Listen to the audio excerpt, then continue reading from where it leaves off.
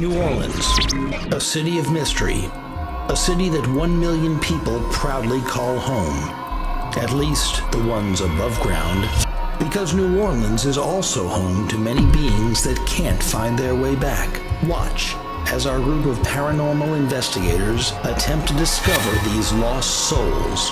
Join us as we explore New Orleans, the most haunted city in America. I am Carla Vase. I was born in Mississippi, moved to Rock Springs, Wyoming, where I lived many, many years, got married, had my children, was widowed, and moved back to New Orleans about 6 months before Katrina. I needed a bigger space. My kids, after the storm, we all came back together, and I was in this tiny little condo here in New Orleans, and we needed more space. And I drove by and saw the house, and I absolutely loved it.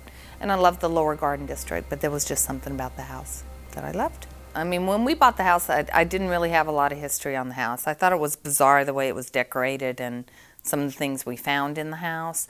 My neighbors, basically after I moved into the house, started telling me the interesting little tidbits about the house, about the animal sacrifices and the people that owned the house, the cult that was here before I bought it. It was a combination of Santeria, voodoo, some kind of Egyptian kind of, cult. When we bought the house, there were no mirrors in the house. We have a mirror here that's original to the house that was painted over. A lot of times, though, people will cover mirrors because mirrors tend to be portals. In witchcraft, we use mirrors for divination. We use them to repel and send back negativity, and sometimes to focus energy onto someone else by drawing a symbol on the mirror for healing or blessing or protection. There were blank canvases all over the house. Every place there should be a piece of artwork was a blank canvas, just a white canvas, and they were everywhere, and they were huge. They were all over the house. And when we bought the house, there was a caretaker that was taking care of the house who was a member of the cult. This is where I got the information about the canvases and about the mirrors and about the writing in the back. He told me that the mirrors were a portal, so they had to be covered. The canvases absorbed negativity. That's why they were all over the house. And the writing that was in the back room that has not been redone, the Egyptian writing, was there as protection symbols. And I should leave those alone. When we started remodeling the house, it was a lot of bumps, a lot of doors closing, dogs going crazy, whispers, those kind of things. Things missing, tools missing, being in different rooms. When you're renovating, everything gets louder. There's a lot more activity. And the closer we got to completion, the more low-key it became. And now it seems to run, in waves. There's either a lot of activity or nothing at all. It's just when you're thinking, okay, it's all gone, something weird will happen again. And it's all things that, that I try to explain, like the elevator going upstairs by itself. Nobody in it pushing buttons. I have an alarm system here, so when the door opens, it beeps.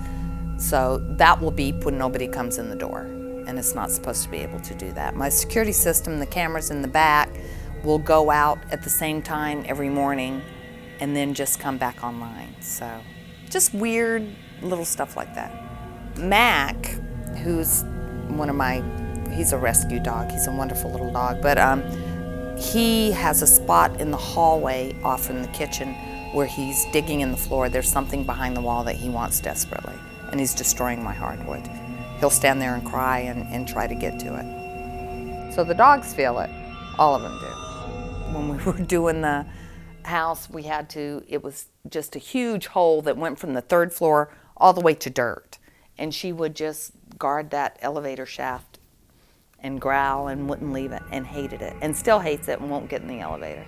At one point during the house's renovation, all the hardwood was up and you could see floor joists and dirt. It was that huge of a renovation. But there was an area in the kitchen where she found a femur, a human femur bone, and she was actually chewing on it, and I thought it was a filthy chew toy. And I finally took it away from her, and it was a human bone. And we had it dated, and it was over 50 years old, and I guess if it's a certain age, they don't do anything with it, because I guess it's very common in New Orleans to find bones during excavations or redoing houses. I guess it's a pretty common thing.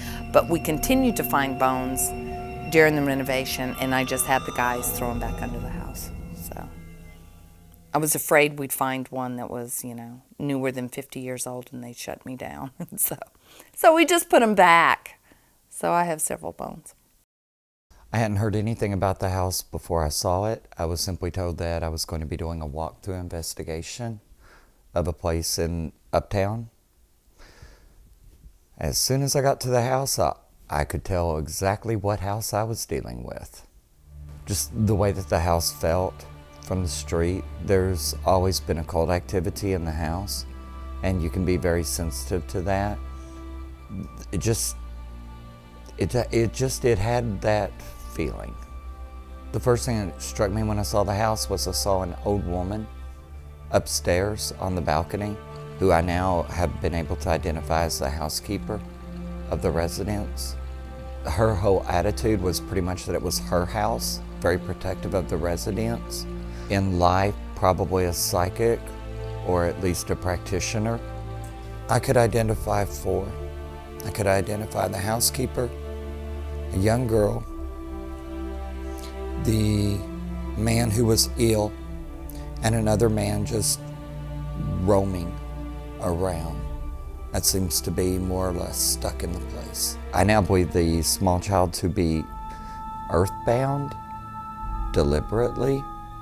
That instead of the spirit being able to move on, that somebody used a type of what you would call necromancy to confine the spirit there for their own purposes.